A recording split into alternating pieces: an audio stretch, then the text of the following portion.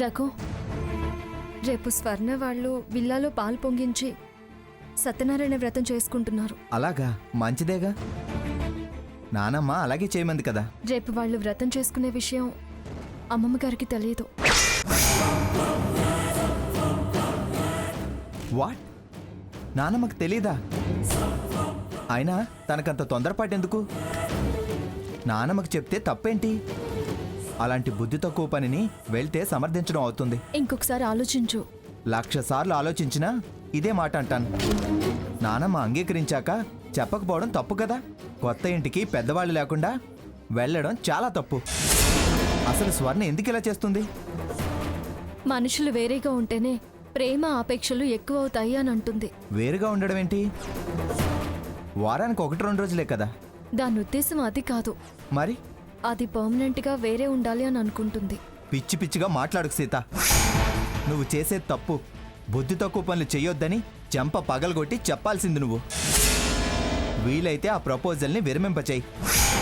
అంతేకాని సాక్ష్యంగా వెళ్ళి ఆశీర్వదించడం నానమ్మను అవమానించడం అవుతుంది. నేను చెప్పవలసిందంతా చెప్పాను, కానీ అది వెళ్ళి తీరాల్సిందే అంటుంది.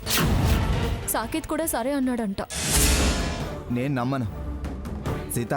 వాడికి తనేదో అబద్ధం చెప్పుంటుంది. నిజంగా వేరు కాపురం పెడితే క్షమించరాని తప్పు చేసిన వాళ్ళు అవుతారు. దానికోసమే అది వేరుగా వెళ్ళకూడదనే నేను దీక్ష కూడా తీసుకున్నాను. సరిపోయిందా? ఇప్పుడైనా తనెంత స్వార్థపరురాలో అర్థం చేసుకో. అందుకే వద్దు సీత, తన తప్పు నీ నెత్తి మీద వేసుకోవద్దు అన్నా. చెప్పు, ఇప్పుడేం సమాధానం చెప్తావో చెప్పు. ఎప్పుడైనా నా ప్రశ్న అదే, సమాధానమో అదే. ఇంకా సమర్థిస్తావా? అది నా చెల్లెలు. అవునా? అయితే అనుభవించు. రేపటి రోజు జరగబోయే పరిణామాలకి బాధ్యత వహించు.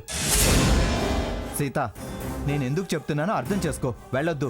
అప్పుడు మనం మన స్వార్థం చూసుకున్నట్టు అవ్వదా? అంటే దొంగతనం చేసే వాళ్లకు సాయం చేయడం ధర్మం అంటావా? అది స్వతంత్రంగా బ్రతకాలనుకోవడం తప్పంటావా? చెప్పి చేయమంటున్నా అంతే.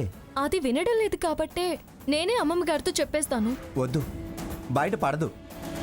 ప్లేటు పిరాయించి అలా కాదమ్మమ్మా ఇలా కాదమ్మమ్మా వీకెండ్సే అని అబద్ధాలు చెప్పి నిన్ను ఫోన్లు చేస్తుంది. అది కాదు ఇది కాదు అంటే మరెలా? అదంతే. నువ్వు మాత్రం ఆ ఛాయలకు వెళ్ళొద్దు అంతే.